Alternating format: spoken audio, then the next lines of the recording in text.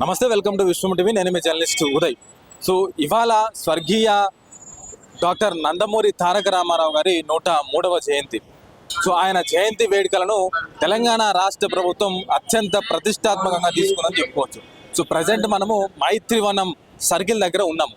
So Maitrivanam circle దగ్గర నా వెనకాల కనిపిస్తున్నది కదా, సో అక్కడే ఆ పచ్చ కట్టన్ వెనకాలే ఎన్టీ రామారావు గారి విగ్రహం మరికొద్దిసేపట్లోనే కొలువు తీరబోతా ఉన్నది. సో దాన్ని స్వయంగా తెలంగాణ రాష్ట్ర ముఖ్యమంత్రి వర్యులు రేవంత్ రెడ్డి గారి చేతుల మీదుగా ఆ విగ్రహాన్ని ఆవిష్కరించనున్నారు. సో ఒకసారి ఇక్కడ అంతా కూడా చూడండి, కోలాహలమైనటువంటి వాతావరణం అయితే కనిపిస్తూ ఉన్నటువంటి పరిస్థితి. ఇప్పటికే సీఎం సెక్యూరిటీకి సంబంధించినటువంటి సెక్యూరిటీ వింగ్స్ అందరూ కూడా ఎక్కడికక్కడ మొత్తం కూడా చెక్ చేస్తూ ఉన్నారు. ఒక ఈగను కూడా అనుమానాస్పదంగా కనిపించినా కూడా వెంటనే పసిగట్టేటువంటి ప్రయత్నంలో అయితే ఉన్నారు. ఇప్పటికే ఏర్పాట్లన్నీ కూడా పూర్తి కావస్తా ఉన్నాయి, ఒకసారి చూడొచ్చు. సో అక్కడే మనకు కనిపిస్తున్న ఆ పచ్చ కటన్ వెనకాలే ఎన్టీ రామారావు గారి విగ్రహం అయితే ఉన్నది.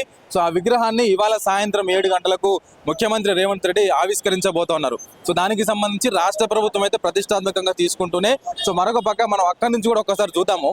ఆ సిగ్నల్ దగ్గర నుంచి కూడా ఎటు చూసినా కూడా కాంగ్రెస్ ప్లస్ టీడీపీ కలిసినటువంటి ఫ్లెక్సీలు అయితే మనకైతే కనిపిస్తూ ఉన్నాయి. రేవంత్ రెడ్డి గారితో పాటు మధ్యలో ఎన్టీ రామారావు కావచ్చు, పక్కన జూబ్లీహిల్స్ ఎమ్మెల్యే నవీన్ యాదవ్ ఫోటో కావచ్చు, అటు పక్కన చూసుకుంటే నారా లోకేష్ ఫోటో కావచ్చు, ఇట్లా ఎక్కడికక్కడ కూడా ఫ్లెక్సీలతో నిండిపోయింది ఈ మైత్రివనం సిగ్నల్ అంతా కూడా. సో ఒకసారి ఈ విగ్రహం దగ్గర కూడా చూస్తే ఇప్పుడే రెడ్ కార్పెట్తో ఏర్పాట్లన్నీ కూడా చేస్తూ ఉన్నారు. పూలమాలతోనే అలంకరిస్తున్నటువంటి పరిస్థితి మనకు కనిపిస్తూ ఉన్నది. ఇక్కడ విగ్రహాన్ని ఆవిష్కరించిన తర్వాత ముఖ్యమంత్రి రేవంత్ రెడ్డి స్వయంగా ఇప్పుడు మనకు కనిపిస్తున్నటువంటి ఈ పక్కనే బహిరంగ సభలో అయితే పాల్గొనబోతున్నారు. సో ఇక్కడే మనకు కనిపిస్తూ ఉన్నటువంటి ఇదే వేదిక మీద ముఖ్యమంత్రి రేవంత్ రెడ్డి ప్రసంగించబోతున్నాడు. ఈ ముఖ్యమంత్రి రేవంత్ రెడ్డితో పాటుగా మరికొంతమంది నందమూరి అభిమానులు కావచ్చు, ముఖ్యంగా నందమూరి కుటుంబ సభ్యులందరూ కూడా ఇదే వేదిక మీదకి వచ్చి ఇక్కడే కూర్చొని ఇక్కడే మాట్లాడబోతున్నారు. సో దానికి సంబంధించి ఏర్పాట్లు అయితే ముమ్మరంగా జరుగుతున్నాయి. అయితే ఇక్కడ ఆలోచించాల్సినటువంటి విషయం ఏంటి అని అంటే, ముఖ్యమంత్రి కావచ్చు, ముఖ్యంగా ప్రభుత్వం కావచ్చు, దీన్ని ప్రతిష్టాత్మకంగా తీసుకొని విగ్రహాన్ని పెడతా ఉంటే, మరొక పక్క తెలంగాణ సమాజం, ముఖ్యంగా తెలంగాణ వాదులు కొంతమంది తీవ్రంగా వ్యతిరేకిస్తూ ఉన్నటువంటి పరిస్థితి. సో మొన్నటికి మొన్న రవీంద్ర భారతి వేదికగా బాలసుబ్రహ్మణ్యం గారి విగ్రహం పెట్టినప్పుడు పెద్ద ఎత్తున ఆందోళన చేసిండ్రు. ఆంధ్రకు సంబంధించినటువంటి లేదా తెలంగాణ గేయాన్ని పాడను అన్నటువంటి వ్యక్తి యొక్క విగ్రహాన్ని మీరు ఎట్లా పెడతారని చెప్పేసి ఆ రోజు రవీంద్ర భారతి దగ్గర చాలా పెద్ద ఎత్తున ఉద్యమాలు అయితే చేసిండ్రు. సో మళ్ళీ ఇప్పుడు ఇక్కడ మైత్రివనం దగ్గర విగ్రహం పెడుతున్నప్పుడు కూడా వాళ్ళు అట్లానే వ్యతిరేకిస్తూ ఉన్నటువంటి పరిస్థితి.